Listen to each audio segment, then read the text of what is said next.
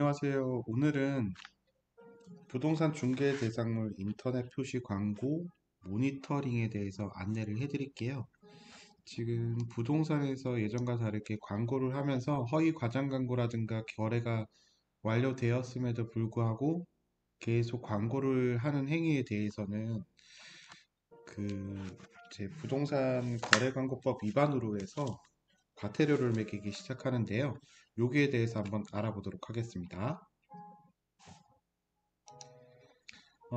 부동산 중개 대상물 인터넷 표시 광고 모니터링은 여기 보셨던 대로 리플렛으로 저희가 요약되어 있는 것을 설명을 드릴게요. 여기서 이제 보시면 첫 번째 어떤 것들이 이제 문제가 되냐면 유형별로 해서 보여드리도록 하겠습니다. 정확한 매물 정보의 표시 여부. 요거는 뭐냐면 부동산이 기본적으로 중개사무소 또는 개업 공인중개사 명시사항이 5가지가 필요한데 중개 대상물 표시 광고에는 어떤 것들이 있는지 먼저 한번 볼게요. 중개사무소의 명칭이 들어가야 되고요. 사무소 이름, 사무소 소재지, 그리고 지자체에 등록된 연락처라는 거는 관할 시군구청이 있어요. 거기에 이제 부동산의 전화번호, 대표자의 핸드폰 번호가 들어가거든요. 그 부분이랑 그 계약 등록번호, 그 다음에 부동산 대표의 성명, 법인인 경우에는 대표자의 성명이 들어가야 되는 거고요. 중요한 거는 중개보조원에 관한 사용은 명시가 금지가 되어 있는데 현재는 이렇게 되어 있지만 제가 이따가 추후에 또 설명드릴 부분이 있으니까 그거는 이제 같이 보시면서 확인하시기 바랍니다. 이게 꼭 기본적으로 들어가야 되고요. 이제 그 밑에 보시면 두 번째 중개 대상물 부동산 대상물이 있는데 여기서 12가지가 들어가요. 12가지는 어떤 게 있냐면 소재지, 면적, 가격, 중개 대상물의 종류. 이 종류라는 거는 아파트냐 단독주택이냐 뭐 이런 것들이 들어가는 거고요. 거래 형태는 매매, 임대, 그러니까 임대는 전세, 월세 이런 것들이겠죠. 요 5가지가 기본적으로 들어가야 되고 나머지 토지 및 그 밖의 토지 정착물인 경우에는 이제 여기 총 층수, 입주 가능일, 방수, 욕실수, 사용 승인일은 이제 준공된 날짜를 얘기하는 거고요. 여기에는 주차 대수하고 관리비, 그리고 이제 주된 창의 방향, 요것들도 들어가야 됩니다. 그러니까 여기 12가지가 거의 아파트라든가 이런 것들은 다 들어가야 된다고 보시면 되고요. 이제 세 번째 사항은 개업공인중개사가 아닌 자의 광고 여부인데 이것도 아까 여기 말씀드렸듯이 중개보조원이나 소속공인중개사라고 있는데 이 사람들은 지금은 이제 대표자의 책임을 질 수가 없으니까 여기에 대한 표기 부분은 이제 없어지기 표기 부분을 확인을 해야 됩니다. 여기서 보시면 여기 인터넷에서 보시면 중개보조원이나 자격증이 없는 일반인이랑 같이 이제 전문직 그 부동산 공인중개사 자격증을 취득하지 않은 분들이거든요. 요 분이라든가 컨설팅 업체라든가 이런 분들은 이제 중개 행위를 할 수가 없어요. 이렇기 때문에 요 분들인지를 확인을 해야 되고요. 밑에 보시면 개업 중개사가 아닌 자는 중개 대상물에 대해서 표시 광고를 하면 안 된다고 나와 있습니다. 근데 여기서 제가 한번 확인을 할게 어떤 게 있냐면 어, 법제처에서 나오는 유권 법률 해석, 유권 해석 정보인데요. 제가 여기서 궁금한 게 대표 공인중개사인 개업 공인중개사 외에도 소속 공인중개사나 중개보조원이 여기 이제 그 대표자의 성명이라든가 중개업체 성명을 기재한 다음에 추가로 이런 것들을 기재하게 되면은 요게 어떤 문제가 될지 한번 문의했던 거에 대한 법령 해석 정보가 나와 있습니다.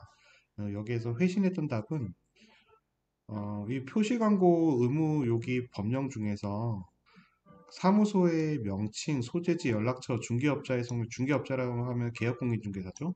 이거를 기재를 모두 끝난 다음에 추가로 소속공인중개사뿐만 아니라 중개보조원, 요거 말씀드렸듯이 중개사 전문 자격증을 취득하지 않은 보조원의 경우에도 추가로 연락처를 기재하는 경우에는 위반되는 것으로 볼 수 없다고 해석이 되어 있으니까 처음에 우려했던 대로 그런 부분들은 생각하지 않으셔도 되실 거예요. 그 대표자 말고 실장님이라고 불리는 소속 공인중개사 또는 이제 중개보조원이라고 불리는 일반 자격증을 취득하지 않으신 분이라 하더라도 그분들도 이제 온라인 광고를 할 수가 있다는 얘기죠.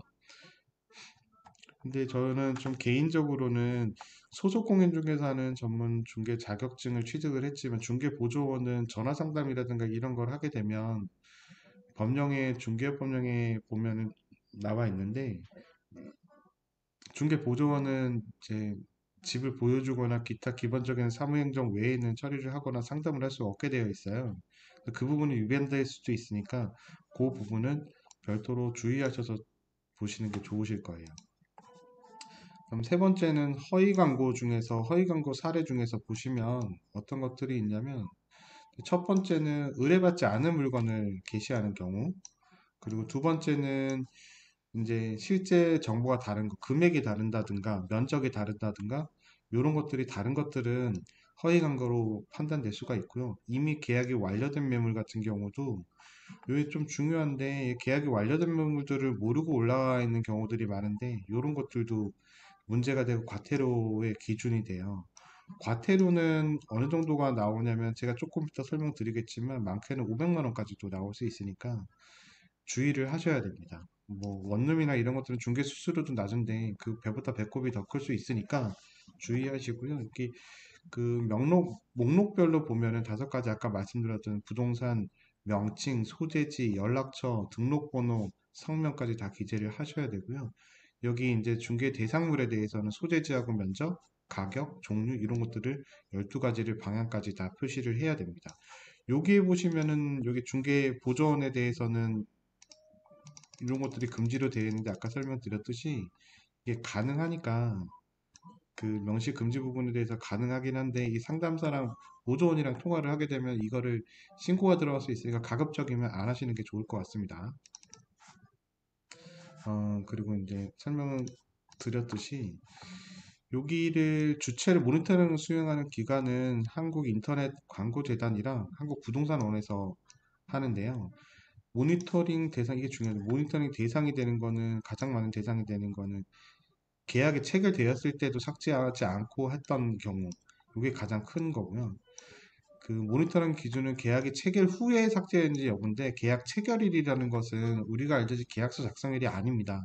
계약서 작성일이 아니고 구체적으로 당사자가 측정되고 목적물이랑 부동산이죠. 목적물이랑 금액 그리고 계약의 중요 부분이라고 하면 뭐 잔금일이 지정됐을 수도 있고 중도금 날짜가 지정됐을 수도 있는데 중도금 날짜만 지정됐다고 하더라도 법령상 그 계약의 이행으로 보기 때문에 잔금 날짜가 지정되지 않았더라도 계약이 된 거로 보고요. 실질적으로 돈이 오감보다는 물론 돈이 가계약이라고 우리가 부르는 전부 또는 일부가 지급된 경우에도 계약 체결일로 보는데 그거보다는 그 이제 입증이 가능하다면 합의한 날짜가 거래 계약일로 보니까 요 부분도 제가 이제 가계약에 대해서 설명드릴 때 다시 한번 설명드리도록 하겠습니다. 그럼 요거를 유념하셔서 이런 부분들이 없도록 뭐 과태료라든가 이런 게 나오지 않도록 잘 주의하시기 바랄게요. 감사합니다. 오늘은 어, 부동산 인터넷 표시 광고 모니터링에 대해서 설명드렸습니다. 감사합니다.